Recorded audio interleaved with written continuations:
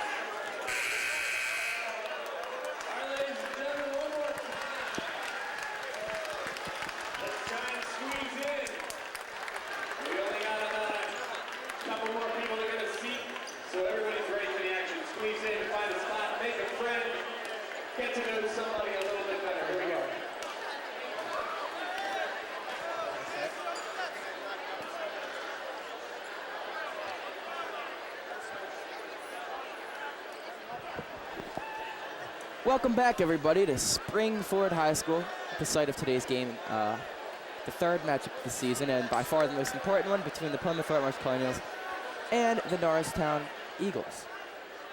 Well, we're moments away from the national anthem, followed by the starting lineups. We will rejoin you then for the play-by-play action here on NASD TV. Here's the national anthem.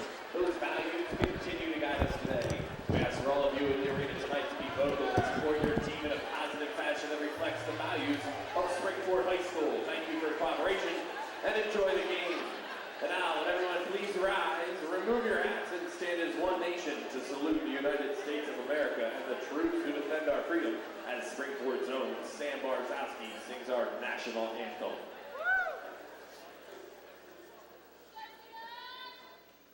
Oh, say, can you see by the dawn's early light what so proudly we hailed at the twilight's last gleaming, whose broad stripes and bright stars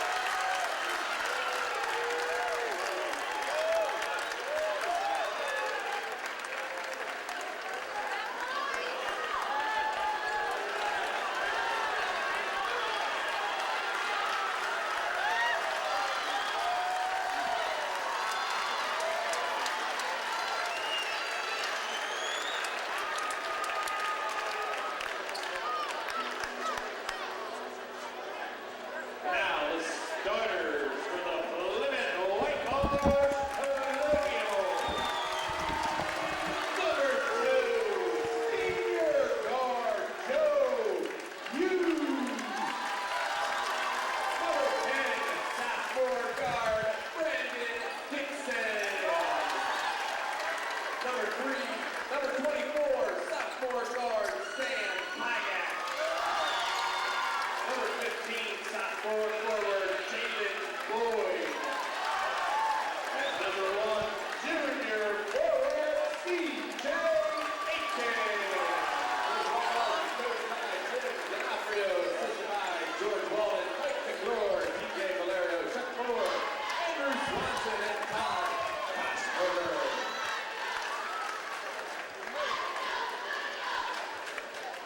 Now the starters for the Norristown Eagles. Junior guard Sheldon Moore. Number 5, senior guard Plymouth Whitemarsh. Number 15, senior forward Plymouth Whitemarsh. Number 25, senior forward Jarrell Gardner. And number 32, senior forward James Ramsey. Norristown coached by Mike Evans, assisted by Greg Page, Julius Mack, Darby Callahan, Albert White, Michael Jackson, and Jim Sarah. Thank you, Mr. Lodge, Okay, everyone, we're back here once again. I'm Mark Holodinsky, bringing you the play-by-play action here on NASD TV, as I've done all year, will continue to do as long as the Eagles are on this run. Well, boy, I got to tell you, quite a crowd on hand, a full Springford High School gym, and it's really a Norristown crowd. There's no doubt about it. In the player introductions, the crowd a lot louder for Wyatt, Christmas, Ramsey, and the rest of 23-5 Norristown Eagles. Well, of course, the Eagles District 1 champs. To get there, had to beat Springford, Ruston, Chester, Pennsbury, and Penwood. That's not an easy road by any means, and the latter 3/5 of those contests they were underdogs in, but they really turned it on at the right time. And boy, I'll tell you, Khalif Wyatt and Tom Smith both just elevated their game in the big games in districts. And that's a huge reason why the Eagles are here in states as a number 1 seed in the bracket of 32 teams. Well, the winner of this game will get the winner of Williamsport and Chester. That's right, a matchup with Chester could very well be next for the Eagles. But let's not look ahead, because PW just won the tip and we're off and running here. This is Sam Pygott. Gets it to Jalen Bond in the corner. He's got a size advantage on Ramsey, but Ramsey's a great defender. What a dish down low and a great looking reverse layup from Brandon Dixon. Brandon Dixon dropped 4 points in PW's opening round win in states. Was a very solid contributor in that game, although not overly flashy. Here's Wyatt, the Eagles' leading scorer on the season at just about 20 points per game. Gardner. It was deflected by a red jerseyed Colonial, so no backcourt. Gardner trying to go all the way to the rack against Aiken. It's not there, and it's rebounded by Brandon Dixon. Dixon for Pygott, and it's out of bounds. It's going to go back to the Eagles. So the first turnover of the game is committed by the Plymouth Whitemarsh Colonials, and that'll be a key in this game as the refs trying to back the Plymouth Whitemarsh cheerleaders off the baseline to give the players a little bit more room. That's how packed it is here at Springford. Boy, I sure hope if you wanted to see this game, you got here on time, because it is packed now. Sheldon Mayer will bring it up for the Eagles. And we said he had that huge game, a career-high 16 points. He's not really known for his scoring, but boy, he looked great doing it against Elizabethtown in the opener. Takes the shot here, but it's no good. And here's Dixon. Was it deflected by Wyatt? They call it kick ball. Looked like it was off of his knee or his shin. The refs say kick ball. And the Colonials will take it side out of bounds. They'll throw it in with Joe Hughes. And Joe Hughes gets to Brandon Dixon. Gets a screen from Hughes. Now finds Aiken at the foul line, and he traveled before he put the ball on the floor. Well, last time these two teams played, Khalif Wyatt went off in the first half. Hit 20 in the first half, mainly being guarded by Joe Hughes. However, the Colonials made an adjustment. They put Jalen Bond on him. Jalen Bond pretty well shut him down, and the Colonials ended up winning the game. So we will see how that dynamic plays out as this game unfolds. Here's Wyatt. Hughes on him. He puts it up and he gets to the line. So Khalif Wyatt, who's an 82% free throw shooter on the year, and he was 9 for 12. That's a 75% clip in the Eagles win over Elizabethtown last Saturday. Boy, getting to the line 12 times, though, is impressive in its own. And Khalif Wyatt has an uncanny knack to get to the line, and he misses his first. Khalif Wyatt, the 6'4" senior guard/forward, of course, committed to Temple University, where he will receive a basketball scholarship. And Khalif Wyatt's second one is no good, so he misses a pair from the line. And Jalen Bond rips down the rebound, and that's going to be something to watch for because PW's got some huge size advantage over the Eagles, so they should have an advantage on the boards as well. If they don't, it could be a long game for them because that's one of their strengths. Here's Aiken out beyond the arc, gets it inside to Bond, who puts it up and puts it in. Now here's a long pass at the other end, and Ramsey didn't have a chance at it. It was over his head. So the Eagles trying to get out in transition a little bit. It didn't work there, but they can't get away from their transition game just because they turn the ball over once. They got to keep pushing it. Here's Brandon Dixon. Gets it over to Sam Pygott. Now it's Joe Hughes with Wyatt on him. He fires inside for Aiken. Aiken, nice feed, and that basket's good for Sam Pygott, the 6'4" sophomore guard. And boy, this Plymouth Whitemarsh team is full of sophomores and juniors, and it's just scary about what they can accomplish next year. I mean, they basically have the same team, just a little bit older, a little bit more experienced. I mean, Jalen Bond, their star, is a sophomore. CJ Aiken, their other star, is a junior. And but right now for the Colonials, it's about right now because they got a chance. They got as much a chance as anybody is running the table here and winning a state championship.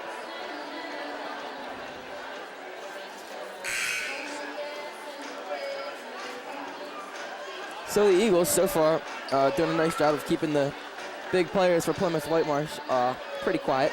Between CJ Aiken and Jalen Bond, just 2 points. Of course, it's very early, but it's good to see that neither of them are getting into any kind of a rhythm or a flow early because we've seen it in the past. That could be dangerous. It really comes down to what you can do defensively against these two players because, I mean, they count for a huge portion of the Plymouth Whitemarsh offense. Here's Ramsey now, third on the team in scoring during the regular season at just over 8 points per game. Now here's Wyatt, the pass from Gardner. Oh, the pass was there, but the layup wasn't as Wyatt couldn't hit it in traffic. And the Plymouth Whitemarsh Colonials will bring it up with Brandon Dixon. Does a great, solid job of running the point for this team. Very Sheldon Mayer-like in that he's not flashy, but he's very solid running the point, but he got the layup there. That was pretty flashy. And here comes Ramsey the other way. Christmas has an open baseline, puts it up. He got it. No foul called, even though there was lots of contact, but Christmas puts it in anyway. Of course, Christmas averaged double digits, just barely on the season, but that was good for second on the team in scoring. Here's Bond putting it on the floor. Loses it, but got it to a teammate, Dixon, and Aiken gets the dunk inside. He can do that kind of thing, and that's what the Eagles have to try to prevent. And that time, PW able to get the ball to him, and that's never good news for the opposition. Gerald Gardner's three was up and no good, and it's 10-2 here. Plymouth Whitemarsh early on with 4.5 minutes to go in the first quarter. The Eagles already used one timeout to try to get things straightened out. So far, just not getting it done, and now here's a foul against the Eagles. It's going to be on James Ramsey. It was away from the ball. Apparently he grabbed somebody. It's the first on James Ramsey. And Brandon Dixon's going to throw it in from his own baseline. They get it into Aiken. Gets it to Bond. Short little jumper. It's no good. Tipped around. Bond gets it back and he puts it in. And some offensive rebounds for PW. And that's a bad sign because at 6'6" and 6'8", Jalen Bond and CJ Aiken are the tallest players in the game, and the Eagles really don't have anything that could match them height-wise. So if they get outplayed on the boards like that, there's not a whole lot they could do. They got to box those guys out. Lorenzo Christmas with the fadeaway jumper, getting it to go off the rim and down, and it's now 12-4 Colonials in the first quarter with 3:53 to go. I'm Mark Kolodinsky. You're watching state playoff basketball on NASD TV. Sam Pygott with the pass inside to Jalen Bond. He puts up the elbow jumper. It is no good. Hughes is going to try to save it, and he stepped on the baseline. So unable to save it was Joe Hughes, and the Eagles will take the ball. 12-4 Colonials. Boy, the Eagles really need to get Khalif White going. Right now, Lorenzo Christmas, the only Eagle who has scored. He's got all 4 of their points. And Khalif White has missed a couple shots so far. He's got Joe Hughes on him now. And boy, they really need to exploit that matchup. That's a mismatch. Here's Aiken in the open floor. Look out. Gets the one-hand jam. C.J. Aiken, like teammate Jalen Bond, known for some high-flying, electrifying dunks. And now here's Sheldon Mayer. It's 14-4 Colonials. The Eagles need something to start going their way. Mayer gets it to Christmas. And now to Ramsey, who's been guarded by Jalen Bond. Now Wyatt, with help coming over from Aiken. And Mayer putting it up and not getting it to go, and C.J. Aiken with the rebound. And now here's Dixon trying to push the tempo.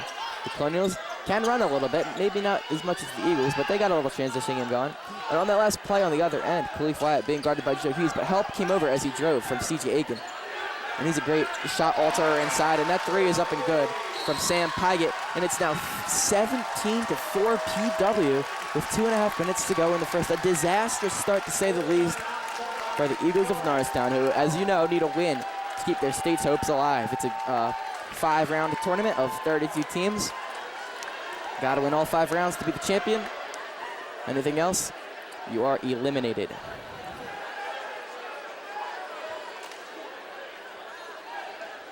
So Sam Pygott leads all scorers with 5, and Jalen Bond and C.J. Aiken have 4 apiece. So since that last time out when they said they hadn't been doing a whole lot, well, they've started to find their rhythm.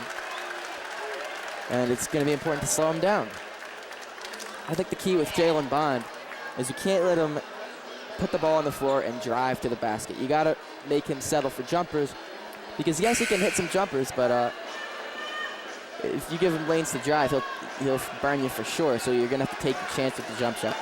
Of course, it's easier said than done with a player of his athleticism and his talent. I mean, 6'6" for a small forward, and he's only a sophomore. I mean, I don't know how far this kid's basketball career is going to go. It should go pretty far, but boy, just got an NBA body at age 16. Here's Tom Smith. Been a huge spark off the bench for the Eagles all season long, especially in the playoffs, district and what we've played of state so far. Wyatt was fouled. Almost thought they were going to call a walk for a second, but the foul occurred first, so Khalif Wyatt fouled in the act of shooting. He's going to take his 2 shots. The foul's on Joe Hughes. It's the second on number 2. Oh, no, not a shooting foul, so the Eagles just get an inbound. Tom Smith, he walked. That's a turnover, and boy, Tom Smith, again, we said it earlier, 20 points in the Eagles' opening game in states. And his minutes, his points, his rebounds, everything's increased since the playoffs have began. Here's Aiken. Nearly lost out of the bounce, but they somehow saved it. Nice pass inside for Bond, and boy, he's been hanging out around there, around the paint. And he can hit that little point-blank range jumper with ease, so you got to deny him the ball if he gets in that deep. Here's Christmas with the offensive rebound. Oh, he was blocked. Pygott comes away with it. It's 19-4 Plymouth Whitemarsh with 1:40 to go in the first quarter. The Eagles need a spark from somewhere, anywhere. Here's Bond getting it to Hughes. He'll take the long triple. It's no good. But another rebound and gets it into Sam Pygott. What a beautiful feed from Brandon Dixon with that point guard vision. Get it to the cutting Sam Pygott, who ended up with the easy layup. Great job on both ends right there. That pass was tipped. Hughes comes away with it, but Wyatt wrestles it back. They got a 4-on-1. Wyatt up. Good. Khalif Wyatt's first points of the game. Joe Hughes nearly lost that. And here comes Brandon Dixon, being double-teamed now. And Plymouth Whitemarsh not having seen the double-team already in this game. Decided to call a timeout. Also good move by Mike Evans there, as they try to trap Brandon Dixon around half court and force him to use the timeout, make him figure out how they're going to react to that double team. That's a good thing to do when you're trailing by 15 like this. Try and make something happen any way you can. You can't really go anywhere but up. Well, the Jalen Bond and C.J. Aiken watch continues. Jalen Bond is up to 6, and Aiken with 4. But the thing about them is that they've been getting their shots. They're both shooting a very high percentage because they're hanging around dead low in the paint, taking advantage of their height. And once they get the ball in good post position, that is in close to the basket, it's too late to do anything really defensively. These guys are too good.